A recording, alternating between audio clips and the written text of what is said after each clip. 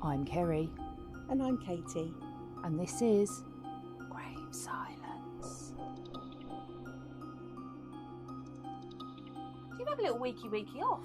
I haven't had a little weeky off. I have, what did I do? I did the Harry Potter studio tour. Nice. Love Harry Potter. However, You feel like you're done with it now? there is that. A lot of it is to do with J.K. Rowling, actually, and how She's a bit of an arse, isn't she? how her opinions on transgender people Can't be and bothered with that shit. general other opinions. She's burst the bubble of the magic for me a little bit. She's a bit of an Oris. So I might be coming a little bit out of my Harry Potter era. I still love the books and the story, but going around the studio tour, since she's made the comments that she has, it does take it away. It stops you getting lost in it. Because you kind of think, oh, there's a real person that's behind all this, and she did a wonderful story. However, she's also a bit of a twat. Well, yeah. So, But then I suppose we all have those little times. We have our little phases, and then we come away from them, don't we? we do. But I've never had a phase of being a twat. No, well, I probably have actually, to be fair. Like, I can be a bit twattish, but not racistly twattish, or not gender inclusive, Not gender or biased, sexuality biased in any way, Not nasty, but no. What I mean is a phase of something you enjoy. Oh, my Harry Potter phase, yeah. Well, it's a bit like me with Nightmare Before Christmas. I love Nightmare Before Christmas. I don't like Jack. Boring. And Sally's boring. I'm all for the Oogie Boogie and the Zero. I love my villains, you see. We need a spin-off series of Nightmare Before Christmas. We do. We just need Oogie Boogie. I'm like all for the villains. The start of the Oogie Boogie origin story. Yeah.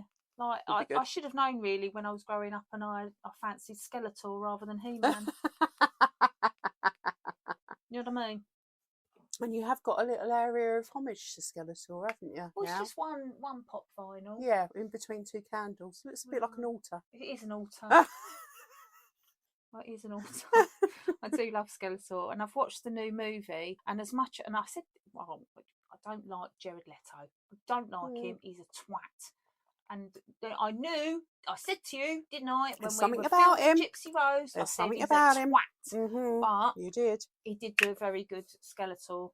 He did. And I watched the new He-Man movie, and it's very good.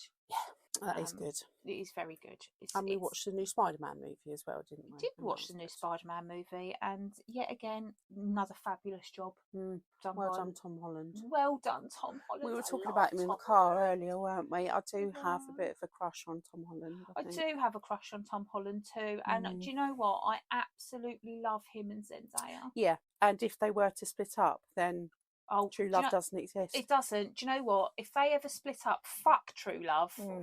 I don't know what I would do. Well, demon porn. That's what we'd be left with. Christ. Demon porn and clown smut. That's what we'd be left with. If it all goes tits up between Tom Holland and Zendaya, then I mean, that's all I'm left with anyway, we're to left be honest with the darkness.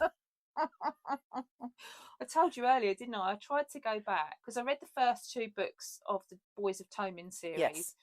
And I skipped the two in between of Joey and Aoife's story because I was bored of the teenage pregnancy thing. I was like, we're over it. Yeah.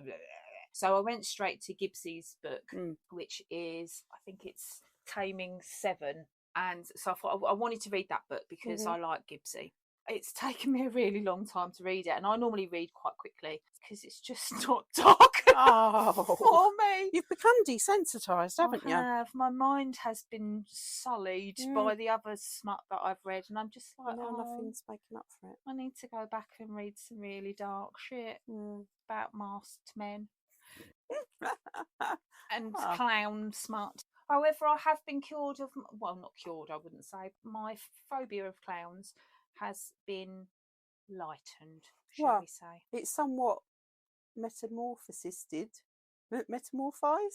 It's changed. It's somewhat changed into a slight adoration of them if they're nasty bastards. We don't mind that. I think the creepiness comes from they're trying to be friendly, but they don't look friendly. They look creepy. No, what it's always been for me is, which is the weirdest thing anyway, because we know how obsessed I am with Halloween, and we know how obsessed I am with creepy things, and now how obsessed I am with masked men. Yes. But Oh God, this is on a slippery we're slope taking now, a dark aren't we? turn yet again, people, before we start the case.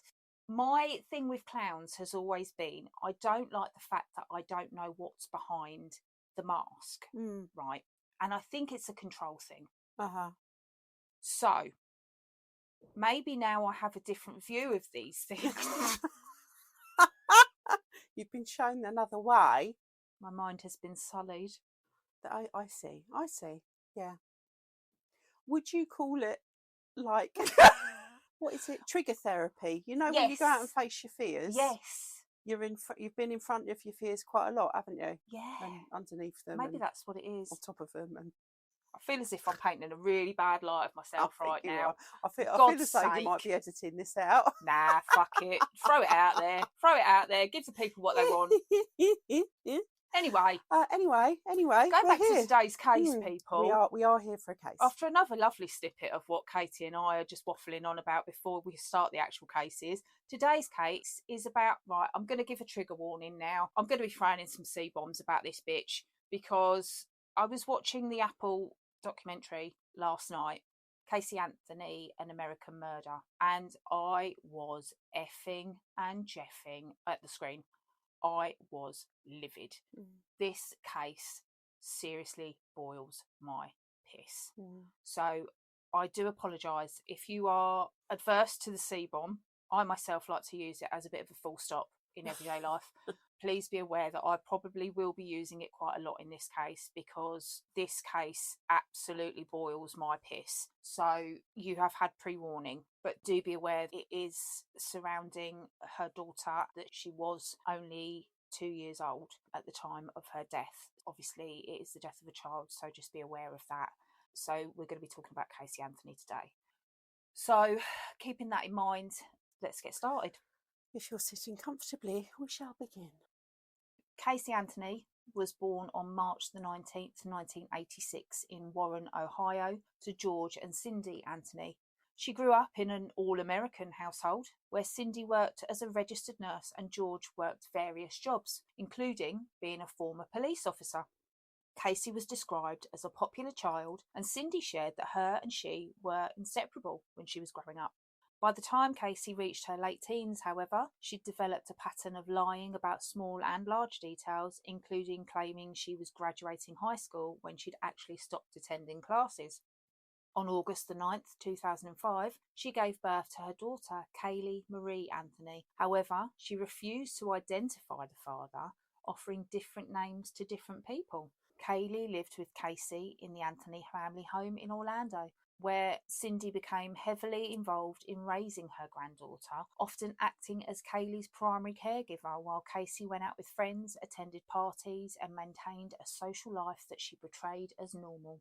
In June 2008, Caylee and Caylee were still living with George and Cindy, but tensions were rising. Cindy confronted Caylee about money she had stolen from the family, including using her mother's credit cards without permission. On June 15th, 2008, on Father's Day, Cindy and Caylee had a heated argument about Caylee's behaviour, finances, and responsibility towards Caylee. The next day, June the 16th, Caylee left the house with Caylee. This was the last day that Caylee was seen alive by anyone outside of Caylee. Over the next 31 days, Caylee did not return home with her daughter. During this period, Caylee stayed at her boyfriend Tony Lazzaro's apartment, attended parties, participated in a hot body contest at Fusion nightclub, and spent time with friends who later testified that she never appeared distressed or concerned about her daughter. She told Tony and others that Caylee was with the nanny or with her mother, depending on the day, and on June the 24th, Caylee stole gas cans from her parents' shed, and when George confronted her, she became defensive and evasive. Cindy repeatedly attempted to contact Caylee to see Caylee, but Caylee avoided returning home. On July the 15th, 2008, Cindy located Caylee after learning her daughter's car had been impounded. Pontiac Sunfire had been towed after being abandoned in a parking lot. When George retrieved the car from the impounder lot, he noticed a strong smell coming from the trunk, describing it as similar to decomposition. A tow yard employee also commented on the smell. Inside the trunk, they found a bag of trash, But the smell persisted even after the trash was removed. Cindy confronted Casey, demanding to see Caylee. God knows what those two are thinking when, they haven't heard from her for a month. They haven't seen her for a month. She's out living the life of Riley. This is just the tip of the iceberg. Yeah. This case is fucking wild, honestly. So Cindy confronted Casey, demanding to see Caylee. Casey finally admitted that she had not seen her daughter for weeks and claimed that the nanny had kidnapped her. Cindy immediately called 911, reporting Caylee missing and stating that Casey's car smelled like a dead body. Police arrived and interviewed Casey, who maintained her story about the nanny, providing an address, and shared that Caylee was being cared for by a babysitter named Zanny, later identified as Zenaida Fernandez Gonzalez, a real person Casey had never met. Police investigated the apartment and found that it had been empty for months. Detectives wanted to catch Casey in the lie, so they insisted she take them to the workplace she claimed she had already informed about Caylee's disappearance. She had told them that 2 co-workers at Universal Studios knew the nanny had taken Caylee. Officers accompanied her to the employee entrance, where Casey confidently approached the security guard and gave her name. The guard looked at her with confusion and told her that there was no Caylee Anthony employed in the building. She pushed back, telling him to check again, and provided the name of a supervisor along with an extension number. Fucking hell, she's got some fun, hasn't she? Honestly, this bitch I is am doubling fucking down crazy. on this lie. I'm doubling down. She is fucking, she's a nut bar. She's an absolute fucking nut bar. None of the names existed in the system, surprise, surprise. But despite this, Casey walked through the building as though she belonged there, waving at employees she passed, acting as if she recognised them and expected them to recognise her. Doubling down, she's going to die on that hill. Detective John Allen followed her through several hallways as she continued the performance, turning corners with purpose until she reached a dead end. With nowhere left to go, she finally stopped, turned to the officers and admitted that she did not work there and had not worked there since going on maternity leave 2.5 years earlier. Can you imagine walking through a building randomly? Hi Dave. There's Dave from finance. You alright, Dave? How you doing, mate? Picking people out, How's Sandra? waving at them. Yeah. She doing all walking right? around like she owns the place. And that's the thing, if you bareface it with confidence, she's just hoping that she can blag it, isn't she? Just hoping that she can blag it. Investigators later confirmed that the 2 co-workers she claimed had known about Caylee's kidnapping did not work there either. Throughout the entire walk, detectives noted her calm demeanour, her lack of urgency, and the ease with which she maintained the lie until it collapsed under its own weight. Casey was interviewed under caution, and even then she continued providing false statements, insisting she did not know where Caylee was and claiming that not everything she had told the detectives was a lie. She repeated that the last person she had seen Caylee with was Zenaida, maintaining the nanny story despite detectives already finding no evidence that such a person had ever cared for Caylee or had any connection to the Anthony family. So what part was the truth then, Casey? Fucking hell. What part was the truth, Fucking babe? hell. The bit where you worked at Universal Studios, the bit where you dropped the kid off at the nanny's, what part was the truth, babe? Officers even asked Casey if she was scared of Caylee being around Cindy because their relationship was volatile, and Casey said, absolutely not. I left Caylee with the nanny. Yeah, so she was given the Double opportunity down. to even say, come on, is there anything you're worried about at home? Anything to do with your parents or anything like that? Now keep that in mind, okay? Keep that in mind for later on. That's all I'm saying. Casey was arrested on charges of child neglect and interfering with an investigation. On July the 16th, during her first phone call from jail, Casey continued denying any knowledge of Caylee's whereabouts. She told her mother she didn't want to talk about the investigation and repeatedly said she only wanted to speak to her boyfriend Tony. Fucking hell, fuck knows what he's thinking of all this as well. Well, we're about to find out. During the documentary I watched, you can hear all these phone calls as well. So all the phone calls to her mum and her dad. And throughout these whole phone calls, there's no emotion from Casey at all. Absolutely zero emotion. No concern at all for this little girl. Cindy passed the phone to her family friend, who immediately questioned Casey's lack of emotion and asked why she wasn't upset. Casey responded that she had to stay composed to speak to the police, saying she couldn't sit here and be crying every 2 seconds and be crying like I wanted to. Her tone remained flat and controlled, showing none of the distress expected from a mother whose child had been missing for more than a month. She's a psycho, isn't she? She's an actual psychopath. She's something. She must be. She must be. I'm trying not to slot the C-bomb at this point in time. Yeah.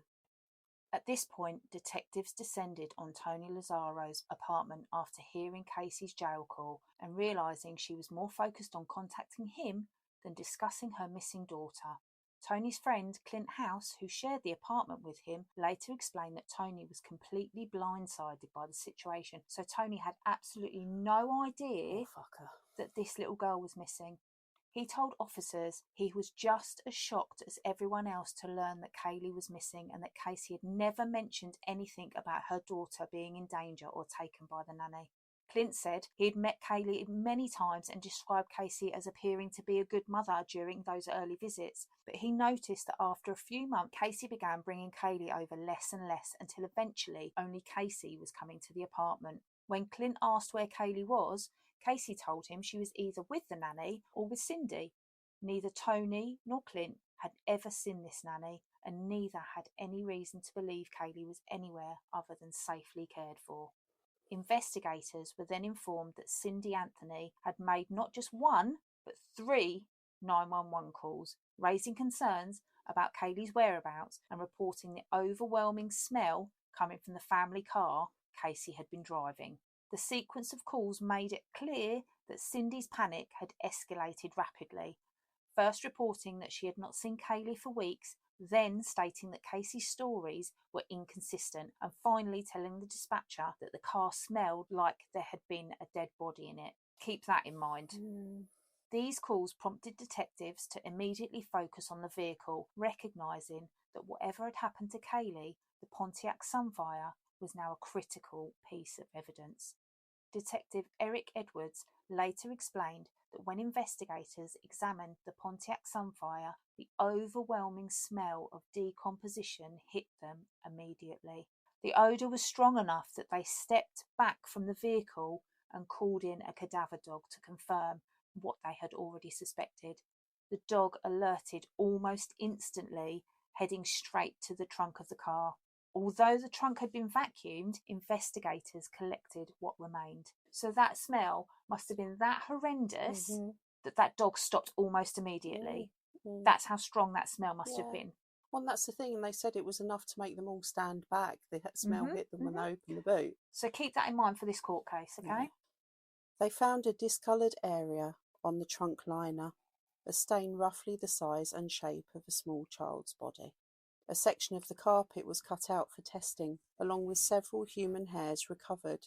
All of it was sent for forensic analysis, forming the foundation of what would become the most significant evidence in the case. Cindy and George were brought in for questioning, and detectives immediately asked whether they were concerned about the smell they'd reported in the 911 call.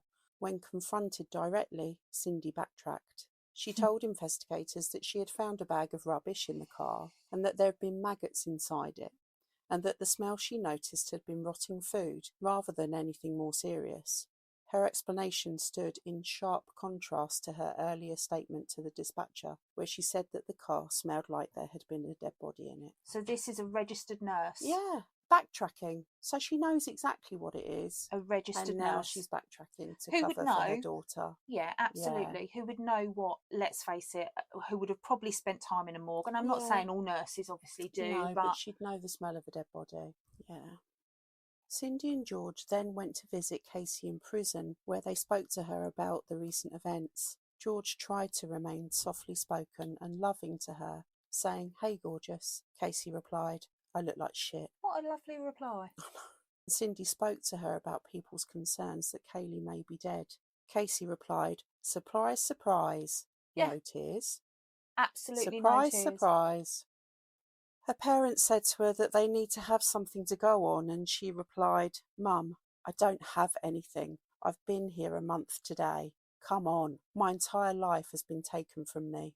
You can see the whole video between them, and there's no emotion on her face. And the only time she cries is when she says, "I've had my whole life taken away from me." Yeah. Absolute selfish cunt. Yeah. No emotion whatsoever. No concern about where's my baby girl. Have you heard any news about whether or not Caylee's been found? No concern whatsoever about that baby. All about her. So sad. So sad. The search for Caylee intensified, involving local law enforcement, volunteers, and national media coverage, including Texas EquiSearch, who conducted large-scale searches in wooded areas around Orlando. In August 2008, Caylee was released under house arrest. Fucking wild. And the public reaction was immediate and furious. No fucking wonder I'd have been... My reaction is unbelievable. Is immediate and furious, if it's I'm honest unbelievable. With you. By then, the jail phone calls between Caylee and her parents had been released, along with Cindy's 911 calls, and people had heard for themselves the flat tone Caylee used when speaking about her missing daughter, and Cindy's panic statement that the car smelled like a dead body. The contrast between Caylee's behaviour and the seriousness of the situation left the public disgusted that she had been allowed out of jail. Crowds gathered outside the Anthony home, shouting at Caylee as she returned, holding signs and demanding justice for Caylee. They did. They were literally banging on her door. I'm not fucking surprised if it... Neither house am arrest? I. Neither Fucking am I. hell. I mean, it's a bit... House arrest? Yeah, I mean, don't get me wrong, it's a bit wild mashing down somebody's front door. Fucking hell, get a life and be angry at someone, absolutely. But honestly, they were breaking down her door. The parents had to go out and stop people from smashing on the door. Yeah, I mean, Americans, no disrespect, fucking wild, aren't they? Come on. The release intensified the scrutiny on the family and deepened the anger surrounding the case, with many questions on how someone accused of lying repeatedly about her child's disappearance could be allowed back into the community. I agree. Same as, she's not safe. She's not safe. She's not fucking, a safe individual. She's fucking crackers. Fuck knows what she's capable of, you know? Crazier than a barrel full of fucking monkeys. At this point, police were still working to prove that a dead body had been in the Anthony family car. The forensic results supported what investigators already suspected. Chemical compounds consistent with human decomposition were present in the trunk. Even with that confirmation, detectives still did not know exactly what had happened, but the evidence was now strong enough to establish probable cause, and in October 2008, a grand jury indicted Caylee Anthony on charges including first-degree murder. Good fucker. Sorry. She is one. I can't, This case, fuck it, honestly, it makes me so angry. I'm almost a little bit stunned as to how, and I can remember when I watched the documentary on it, a little bit stunned as to how disassociative she is. It's like she's not there. It's like there's nobody there. It's, where is that maternal? Where is that? I can't fathom it. And do you know what? I'm pleased I can't fathom it, because I think people that could because you're a normal person. Yeah, because Caylee Anthony's a fucking monster. When the news broke, her attorney, Jose Baez, held a press conference dismissing the significance of the indictment, telling reporters that he had seen innocent people falsely accused before, insisting that charges meant nothing. Well, yeah, right, Jose. I've got my own opinion of this fucking prick. Anyway, yeah? You picking up what I'm laying down? Yeah, right. Anyway, moving on. A few months later, in December 2008, utility worker Roy Cronk stopped near a wooded area off Suburban Drive to urinate. As he stepped into the brush, he noticed what looked like a small human skull protruding from a pile of leaves. He immediately contacted his boss, who contacted authorities, and the scene was cordoned off and a forensic team was sent in. Investigators found several rubbish bags scattered in the undergrowth, along with a baby blanket decorated with a motif of Winnie the Pooh with Piglet on his shoulders. There was also a dirty white canvas bag near the scene. The skull wasn't attached to the rest of the skeleton. Animals had dragged parts of the remains away from the original location. The discovery confirmed that investigators had feared for months. Caylee Anthony's remains had been left in the woods. It was felt that her remains had been left in the rubbish bags to decompose, and the animals had torn the bags open over time. Oh, bless her heart. What an absolutely fucking horrendous situation to have been left in. After securing a warrant to search the Anthony residence, investigators examined Caylee's bedroom and found it decorated entirely in a Winnie the Pooh theme, matching the baby blanket recovered at the scene where her remains were found. Oh. They also discovered that the canvas bag found in the woods was one of a matching pair of laundry bags kept in the Anthony home. The combination of the forensic evidence from the car, the items recovered with Caylee's remains, and the links back to the house provided investigators with the final confirmation they needed. With the evidence now tying Caylee's death directly to Casey and the Anthony residence, authorities concluded that they had sufficient grounds to charge Caylee Anthony with first-degree murder. Finally. During all of this, Jose Baez was holding near-daily press conferences, repeatedly insisting that Casey was innocent. He dismissed public outrage, criticised the investigation, and portrayed the mounting evidence as unreliable or misinterpreted. His appearances became a regular feature of the case, with Baez standing in front of cameras almost every day, defending Casey and telling reporters that the charges meant nothing and that she would be vindicated. I mean, fucking hell, right? Who would want the job as a defence attorney? I've said at it that before, point? yeah. You know, I'll I say couldn't it do again. it. I could not do it. It's not a job for me. However, there's then going in with the same barefaced cheek that if we say this enough, we say it often enough and confident enough, people might believe us. And it's his 5 minutes of fame because of the public outrage. And again, as I said earlier, wait for the trial in this case. Fuck. Okay. And here we go, people. Right. Buckle up. Strap in. Because it's about to get fucking infuriating. This is the bit that I don't know about. Right. The trial was held at the Orange County Courthouse, and the public frenzy surrounding the case was so intense that people were physically fighting outside for the limited seats available in the gallery. Yeah. I mean, fuck me, people. There was punch-ups. Fuck me. You know, have some decorum. This isn't like a Black Friday sale. Do you know what I mean? Curries. It's not a fucking freak show. It's a court case for the death of a baby. Have some fucking shame, you bunch of animals.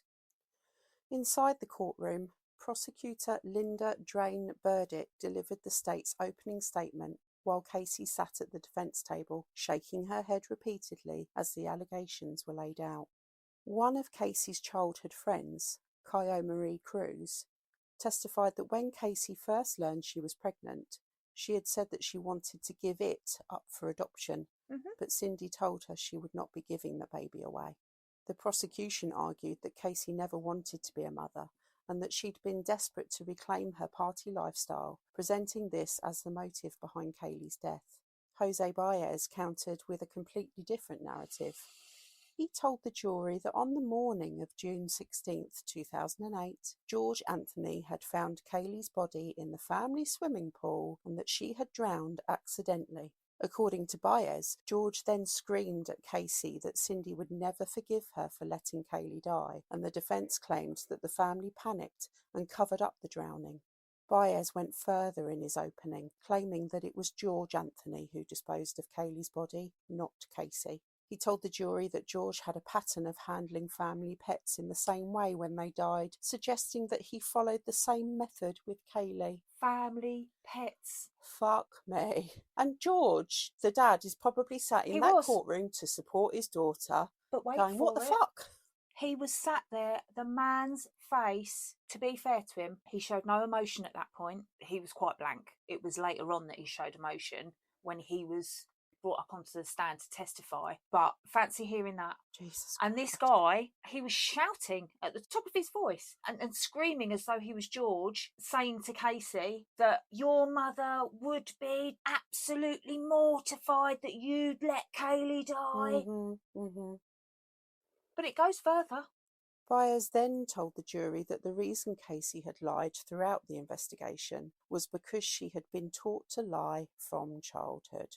Can you guess what's going to happen next? He claimed that George Anthony had sexually abused her from the age of 8 and that Casey had learned to deceive as a way of coping with the dysfunction inside the home. Jesus Christ. Yep. All why that man is sat there watching it. Her father, who has lost his granddaughter, and his daughter has done it. Yeah. According to Byers, her behaviour during the investigation, the fabrications, the evasions, the elaborate stories, were not signs of guilt, but the result of years spent hiding family secrets. Fuck me. Fuck me. Honest to God, as I watched it, I was screaming at the telly. I was absolutely fucking astounded. Because I'd known a little bit about this case previously. I'd known about the incident where she'd taken the police to Universal Studios, and I'd known about the nanny, but I'd not known the whole thing around the trial. So obviously writing it, I was just absolutely fucking blown away. Because I tell you what had led me up to thinking about this case this week is because I've been following the Lindsay Clancy case really heavily this week. Yeah. And they'd made a comment about, I'll leave it to the end anyway, but I've been following Lindsay Clancy, and Caylee Anthony come up, and I just locked into that, and I was like, right, I think we'll do the Caylee Anthony case. And when I read that, my mind went, and I was screaming at the TV because I was just like, this is fucking horrendous. This is horrendous. Just awful. Prosecutors rejected the claim entirely, Thank noting fuck that yeah. And to be fair to the prosecutors, I think they did a really, really good, as well as they could do with the evidence that they had. Yeah. They did a really good job in this case, as much as they could. Prosecutors rejected the claim entirely, noting that no evidence supported it and that Casey's lies began long before Caylee disappeared, as we know. But Byers' accusations became one of the most controversial moments of the trial, I'll fucking say, framing Casey's conduct as a learned survival mechanism rather than deliberate obstruction. And do you know what? It really plays into, so for example, last week's case, the Menendez brothers, right? Yeah. And how abuse was actually a lived experience for those two boys, and how that played a part in their murder of their parents. And then you come along to a case like this, where Jose Byers is scratching around, it as a fucking, scratching around in the depths of what stuff can I pull out the bag to try and get my person off this case. Yeah, what can I pull out of my arse? Be infamous? How can I do such a good job and be deemed brilliant by my peers and by those that know of me? Making these astounding claims, and fuck me. Again, it makes me think back to Rolf Harris when he blamed the child porn on his computer on his grandson. But this is exactly it. When these fuckers are in a corner, you will come out biting and scratching and trying to find anything you can to use, and you will even try to throw your family under the bus. For instance, Rolf Harris using his grandson, and this bitch, her own father, who has lost his grandbaby, knowing that his daughter did it. And do you know what pisses me off as well? There's people like the Menendez brothers, there's people in everyday walks of life who have suffered abuse. Have suffered sexual abuse. Don't get and fuck the justice that they deserve. When anyone who can lie about it, fuck me. I know. That makes me scum of the earth. Rage. Not only have you done what you've done to your daughter, but you're now trying to tarnish that on a family member, somebody who's advocating for you, somebody who's trying to fight for you. Yeah, and that's exactly why I drop a C-bomb. Caylee Anthony, you're a cunt. Anyway. George was asked directly on the stand by the prosecution whether he had ever molested Casey, and he answered immediately no. He was then asked if he had been present when Caylee died, and he replied, no. When I heard that today, it hurt me really bad. I couldn't fucking imagine. Cindy later shared that they had already knew George was going to be thrown under the bus. Fucking hell. Yeah. The prosecution actually played recordings of their conversations from jail, where Casey had told him that he was a great grandfather and a great father. She actually said to him, Dad, you know, you're an amazing granddad. You're an amazing father. Fucking. Despite Byers' opening statement accusing George of sexual abuse, he never questioned him about it. Of Funny course that, he isn't it? didn't, because it wouldn't have fit the narrative, whatever Nope. argument he gave, Because it whatever wasn't answer. real. Byers never questioned him about any of these allegations during cross-examination. Instead, he asked George whether he had attempted to take his own life. And George admitted he had, explaining that he was in a dark place while Caylee was missing and overwhelmed by the pressure and grief surrounding the case. Casey sat with no emotion on her face during this. Fucking hell.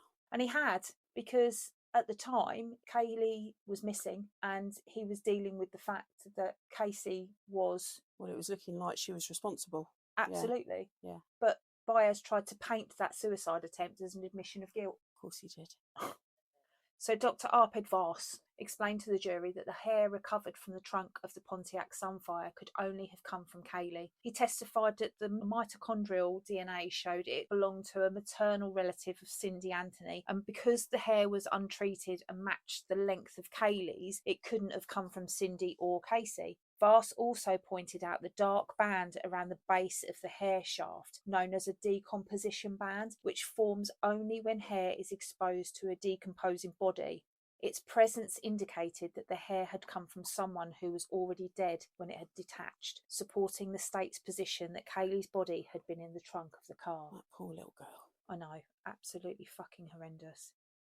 Dr. Arpid Voss also testified about the chemical analysis of the carpet sample taken from the trunk. He explained that chloroform is a compound that can occur naturally during decomposition, but the levels detected in the trunk were far higher than what could normally be produced by a decomposing body. He described them as shockingly high.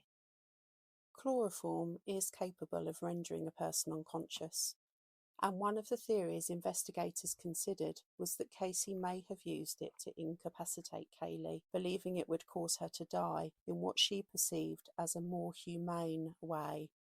Alongside this, detectives had also searched the Anthony family computer and found internet history showing searches for how to make chloroform. The combination of the elevated chloroform levels in the trunk and the computer search history became a significant part of the prosecution's argument that Caylee's death was not accidental. Each bone recovered from the scene was examined under a microscope, and no signs of trauma were found anywhere on the skeleton except for the skull. What stood out immediately was the way the skull and mandible were positioned. They were held together by duct tape. Forensic experts explained that this could only mean the tape had been placed while Caylee was still alive or at the moment of death, because there would be no reason to apply duct tape across the face after she had already passed. The tape had adhered to the soft tissue that had once been present, indicating it was applied before decomposition began. This finding was critical. It ruled out accidental drowning or any scenario where Caylee died naturally and was then moved. The placement of the duct tape pointed directly to homicide. The jury was shown a reenactment video demonstrating how Caylee would have looked with the duct tape placed over her mouth, and the footage then transitioned into a cadaver-style animation intended to illustrate how her remains would have appeared after decomposition. The prosecution used the video to emphasise the significance of the duct tape and to stir an emotional response from the jury, reinforcing their argument that Caylee's death was a homicide rather than an accident. The prosecution then argued their theory, stating that they felt that Casey had used chloroform to render Caylee unconscious, then placed the duct tape over her mouth and nose so she could not breathe, allowing her to die while sedated. They told the jury that after Caylee died, Casey wrapped her in her favourite Winnie the Pooh blanket, placed her inside one of the family's laundry bags, and then put that inside black rubbish bags. My personal thoughts is that that's exactly how it happened. Yeah. What an awful way for that baby to die. How old was she? 2? She was 2. Absolutely beautiful little girl as well. Absolutely beautiful. And what a horrendous way to end a life like that. By the person that you trust most, by your mum, who's supposed to protect you and look after you, and not even offer you a respectful way in any way, shape or form to go. She didn't offer her family any solace in where she was, any inclination. She just lied the whole way for over a month about where that baby was. And I wholeheartedly agree with the prosecution. I think that that's how she did it, just because she wanted to go out and fucking party. You know, and the whole thing with like Cindy, her mum, knowing that that was what she smelled and saying that in the 911 calls and then backtracking, it's just enablement again by a parent. Yeah. Enablement again that something has obviously gone seriously fucking wrong here. And over the years, you have spoken to your daughter about credit card theft and taking things from the house and all this disguise, pretending to be graduating, pretending to... It's all just bollocks. Yeah. Just bollocks. There was something that pissed me off last night when I was watching it. One of the interviewers turned around and said, "Oh, well, she obviously backtracked and said that it didn't smell like a dead body; it smelled like trash in the back of the car, because she'd realised that she'd lost her grandbaby and she didn't want to lose her daughter." I thought, what a load of shit! What a load of shit! I wouldn't care, because my initial thoughts were, if that was my grandbaby that had been killed by my daughter, fuck my daughter. Yeah. Sorry. Yeah. Sorry, not sorry. Fuck my daughter. Yeah. I would shop her quicker than you could blink. Off you fuck. You've killed my grandbaby. Do you know what I mean? Yeah, 100%. From when she turned round and said about, I want to abort it, rather than as to refer to the pregnancy as a baby to her friend, and her mum had said, "You're keeping the baby." First red flags there anyway, tiny little red flags, but first red flags. If she'd have turned around at the point of decided she wanted to go off and party, and if she'd have said to her mum back then, "Mum, I'm really struggling, I can't look after Caylee for this time being, can you take her, even for me to just get my shit together and go off and do what I need to do for a little while," you can bet your bollocks to a barn dance that those parents would have taken on that baby for a little while. Yeah, and you know, and I also think I tried to think, is there a way that I can have sympathy for Caylee Anthony? She hasn't disclosed who Caylee's dad is, if she knows, and we don't know how the pregnancy came about. She declared that she didn't want to keep the baby, but her mum said, "No, you're not having an abortion, you're having it." And I can only imagine that being forced to go through with a pregnancy that you don't want to keep is a very traumatic experience. However, as you say, Cindy was looking after Caylee all of the time anyway, because she was nagging at her daughter about it, saying that she wasn't keeping to her responsibilities. She was doing that all the time anyway, and would have continued, I suspect, to be doing that all of the time. They had a massive argument, and Casey storms out with Caylee, and then the worst happens, you know. Later on, as we find out, her friends have shared that she was also a really good mum. Yeah. And I know that's a tiny, tiny little bit of solace in this case, but they shared that when they saw her with Caylee, she was actually a really an attentive mum. So maybe she'd made her peace with the fact that she didn't want a baby. Maybe her mum had taught her some really good parenting, but what I'm trying to say is she could have sought some sort of solace from her parents and said, "I'm struggling with being a mum, help me out." Taken her. Yeah. So fuck you, Caylee Anthony. Yeah. Fuck you, arsehole. According to the state, Casey put Caylee's body in the trunk of her car and drove her to her boyfriend's apartment, spending the night there as if nothing had happened. The next evening, they said she returned to the car, removed Caylee's body from the trunk, and carried her into the wooded area where the remains were later found. Tony Lazzaro then took the stand for the prosecution.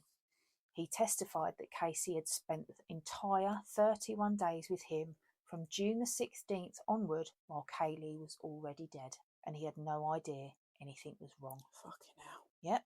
He described Casey's demeanour during that period as consistently happy, relaxed, and never frightened or distressed.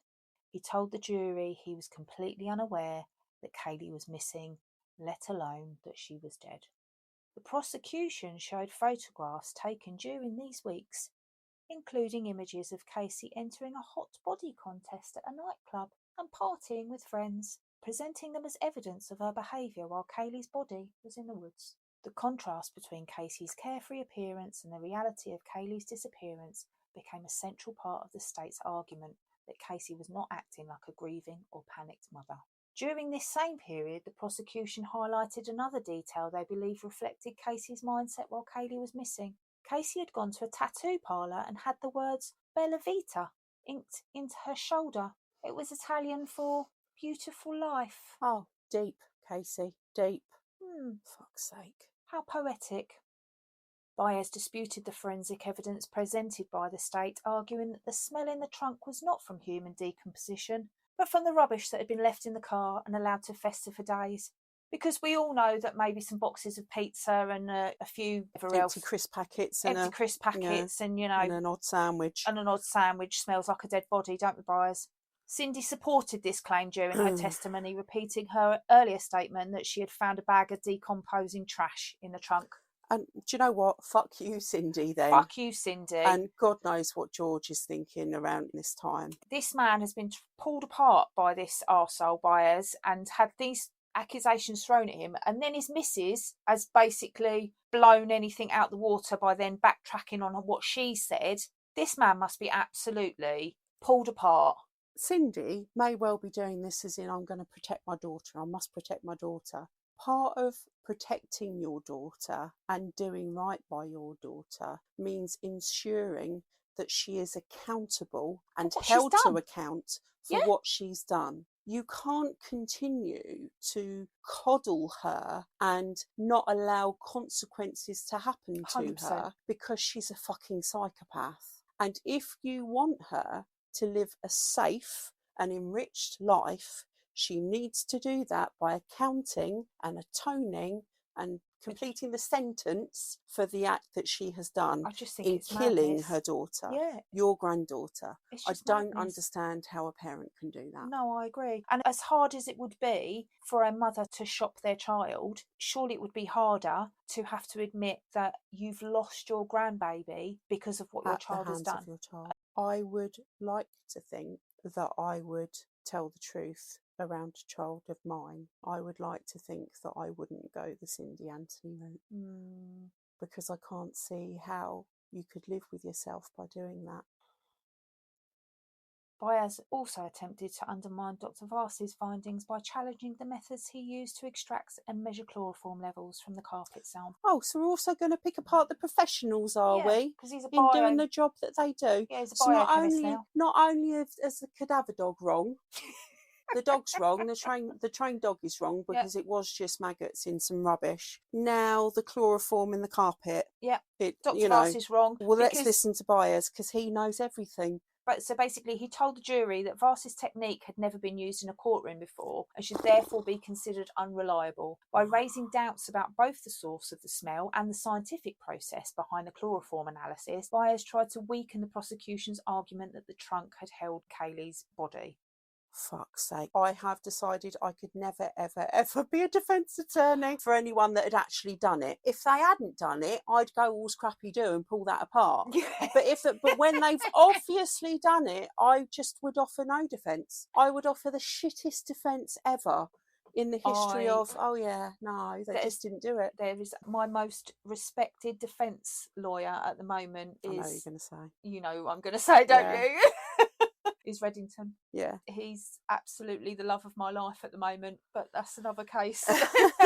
we should park that there for time, but yeah. One moment, caller. Yeah, so basically how they measured the chloroform, what Vars had done, he'd put the piece of carpet in a can, an old school coffee can, closed it, and then he'd shaken it up and then taken the samples from the air inside the can, and it had never been used before. So this Baez had torn the whole thing apart, and because it had never been done before, this is where he raised reasonable doubt around it. Right. However, Baez was really inexperienced around being defence in court, but apparently that's okay. Here we are. Jesus. Baez then tried to explain away the chloroform searches found on the Anthony family computer. Of course he did. He then asked Cindy whether she had been the one searching for chloroform. Wait for it. And she told the court that she had. Oh, Cindy, you motherfucking arsehole.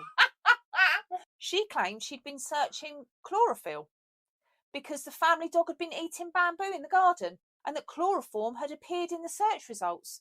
Yep. And she'd remembered seeing it. Brilliant. Of course, Cindy, wow. However, The prosecution produced Cindy's time-stamped work records showing she had been at her job during the exact times those searches were made.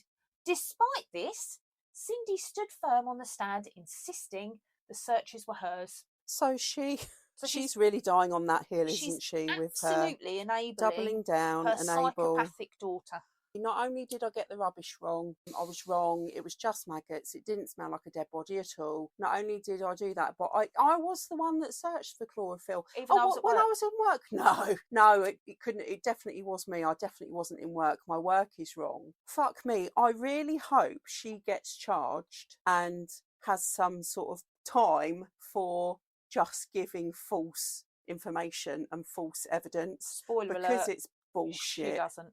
It's bullshit. Mate, can you see why I was screaming and shouting at the screen last night? Yes, I can. Anyway. The defence then turned its attention to Roy Cronk, the utility worker who discovered Caylee's skull in the woods. Poor old Roy. He only went for a pee. He only went for a pee. In court. Poor fucker's traumatised. Buyers attempted to discredit him, of course he did, by focusing on the fact that Cronk had lifted the skull with a stick when he first found it, arguing that this action had contaminated the scene. Oh, Baez. Oh, this fucker, honestly. He suggested that because Cronk had moved the skull, everything found in the area, the bags, the blanket, the positioning of the bones, should be disregarded. Dr. Werner Spitz then testified for the defence, arguing that because no DNA was found on the duct tape recovered with Caylee's remains, her death could not be conclusively ruled a homicide.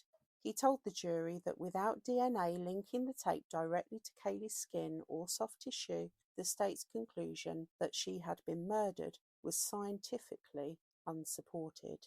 Hang on a minute, where do I remember Werner Spitz from? Oh, somewhere. Hang on a second, let me Google this. Google. It's John Benet Ramsey, isn't it? Fucking hell, of course it is. Yes, I remember that. I knew I recognised that name.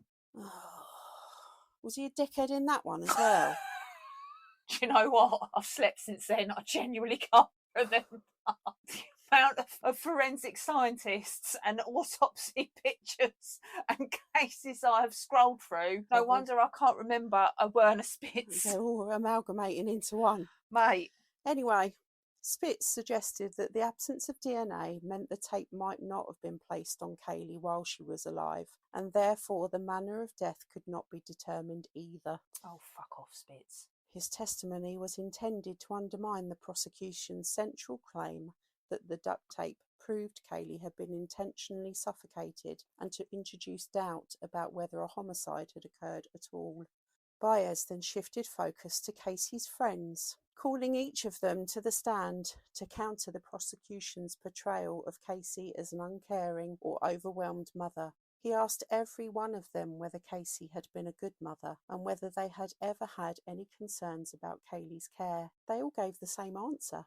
Casey was a good mother, attentive and loving, and none of them had ever seen anything that made them worry about Caylee's well-being at all.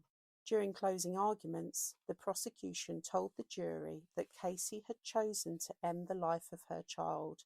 They asked them directly, whose life was better off with Caylee dead? And then pressed a button to display the photographs of Casey partying during the 31 days Caylee was missing, along with the image of her new Bella Vita tattoo, Beautiful Life. Damn. They argued that these images reflected Casey's priorities and her state of mind during the period that Caylee was already dead. Damn.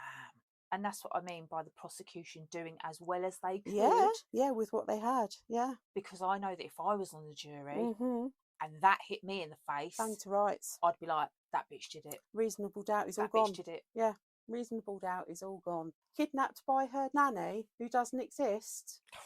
I don't even think I would have listened to that Baez prick. No. But then that's just me. Maybe it's just looking with hindsight, but... The judge forbade the defence from addressing the sexual abuse allegation. You're right there, Pod. Oh dear. Oh, that's chicken's not coming back up again, is it? Oh, I hope not. It's sat on my lap. Right, mate. Got sneezums? Got something to say? You done? Okay. Can I continue? Right. And he's off. See you later. The judge forbade the defence from addressing the sexual abuse allegations raised in Byers' opening statement, ruling that they could not be discussed in closing. Good. And I should fucking well think so as well. Mm-hmm. Byers instead showed the jury a photograph of Caylee opening the sliding patio doors of the Anthony home, leading directly to the family's swimming pool.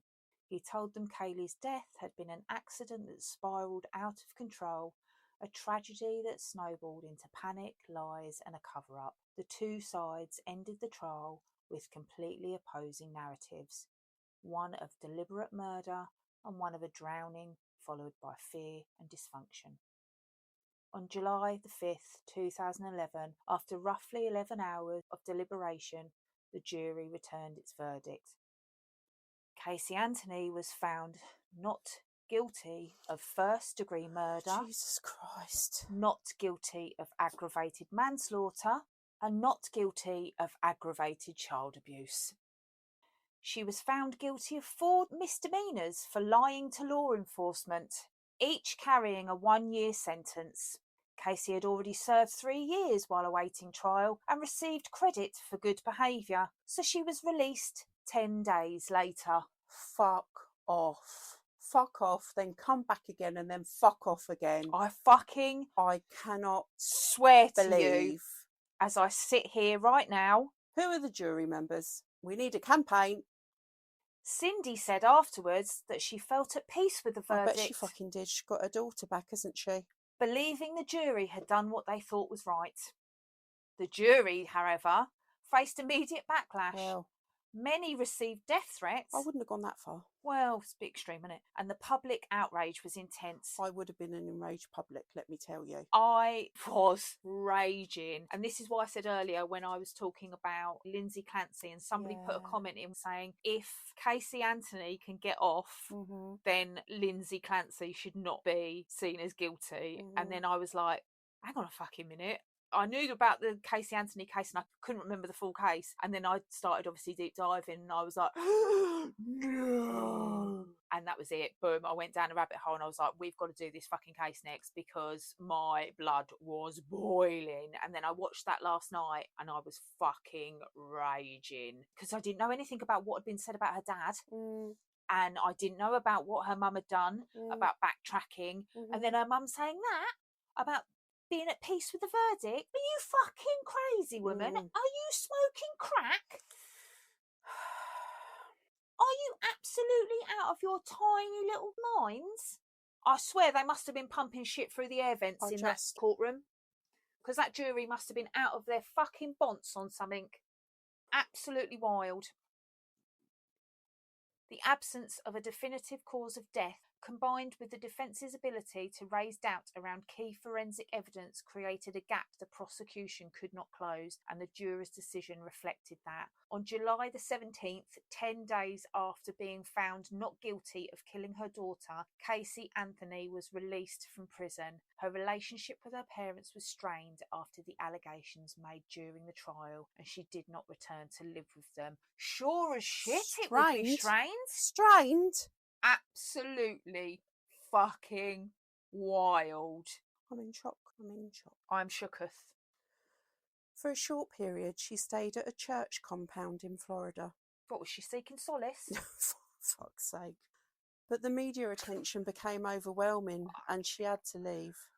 Not long after, she was sued by the woman known as Zanny the Nanny. Go on, Zanny. Who claimed Caylee had defamed her by using her name in the story that she told the police. In May 2016, Dominic Casey, a private investigator who had worked for the defence team during the trial, released an affidavit containing a series of allegations about Casey and her attorney, Jose Baez. Dominic claimed that Casey had been paying Baez in sexual favours because she had no money for legal fees, and he included a statement that Baez had once told her she owed him 3 blowjobs after he cancelled a scheduled television interview. She was giving him Jesus Christ.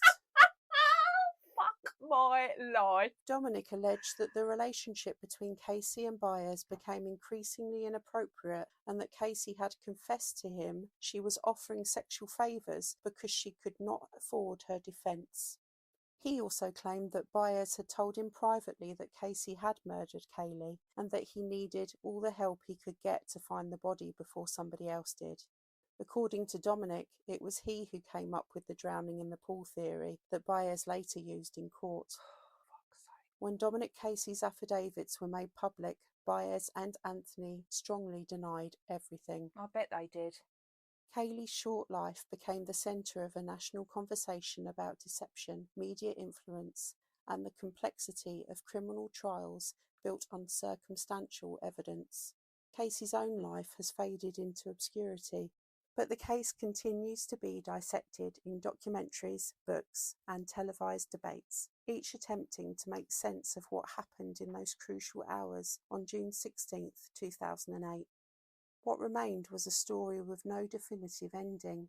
Caylee Anthony's death became one of the most haunting, unresolved tragedies of its time, a case where the truth was never fully uncovered, and where the absence of clarity became a legacy. And just that poor little baby. And it's fucking horrendous that the outcome of that trial wasn't that bitch got her time. Absolutely fucking horrendous.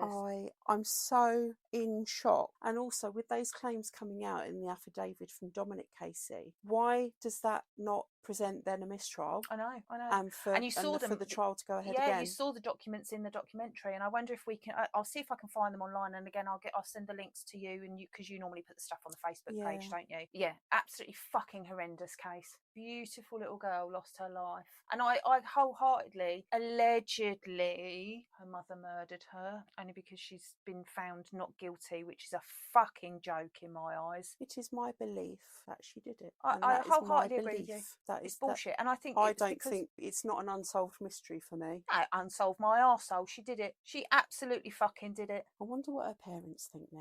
Do you know what I mean? To go back and interview them now. Well, there's an interview at the end of the documentary. How are you feeling about that now? There is an interview at the end of the documentary. Fuck me, why can't I say documentary? What's wrong with me? It's because I'm livid. She's livid. Raging. She's raging. I'm raging. There's an interview at the end of the documentary. Documentary. What is that word there? Yeah, documentary. Documentary.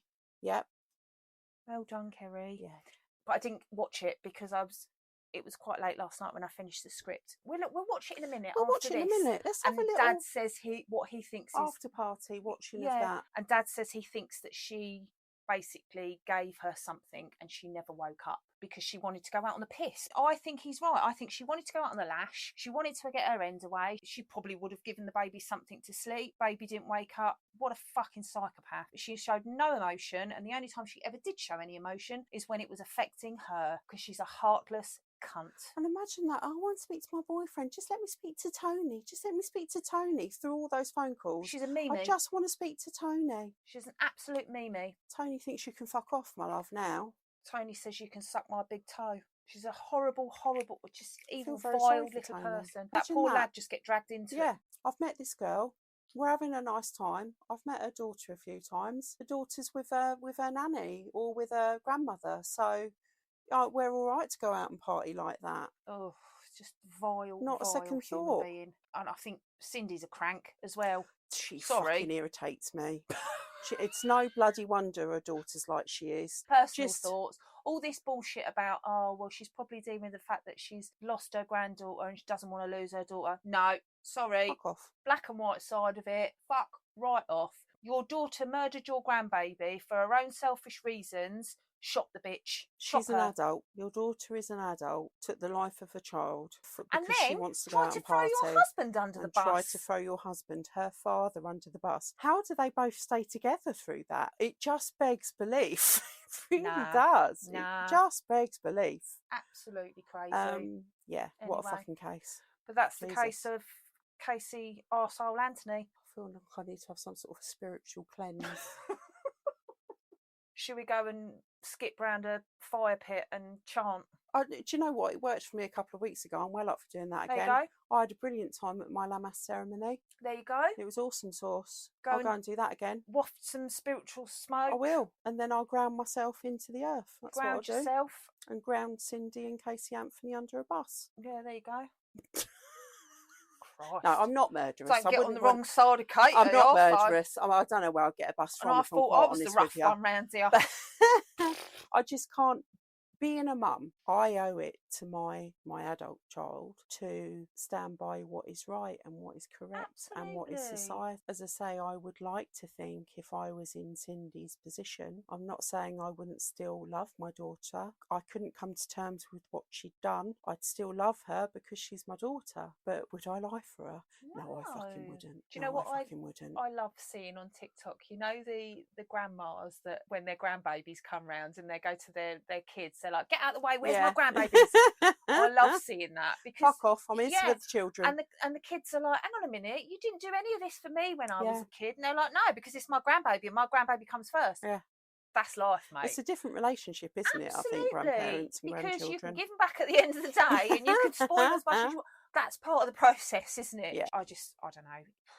It's fucking wild, this case. But anyway. So, new case next week. New case next week. Not sure what we're going to do yet, but making our way through the list as always. We'll work it out. When I say we, I mean you. Kerry is the collective we in this situation because I just turn up when the script is done. You just turn up and look pretty. Not even that half the time. Turn up, pronounce things wrong, look pretty. Turn up and look pretty. Get yourself on the socials, kids. Yes. And tell us what you think. Tell us what you think of the verdict. Was it the correct verdict? Yeah, was let there us enough know reasonable because doubt? There wasn't for us, but maybe we're just heartless bitches. No, we're not heartless. We're just honest. And if you can't handle that, tough. As we know, I can be very blunt about stuff. Katie does try to be very diplomatic, but I feel that diplomatic but honest. Yeah. Whereas I just go, no, she fucking done it. You go all London. I do go all London. When I get my tits in a tangle, I do tend to go very Peckham, don't I? You do go very Peckham. But yeah, so do comment and just say, whether or not you feel she has done it or whether you feel we're just being complete heartless arseholes and very blunt about the situation. But go ahead, follow us on the Tiki Talk Site Show. Please come to Tiki Talk, to Facebook, to the Instagram, listen on Spotify and YouTube. Yeah. You just get to listen to our dulcet tones and have the odd live video about telling you what we're doing, which we aim to do a bit more of and a bit more promotion. But we're also going to rely on you to promote us as well. So if you like what you hear, share us.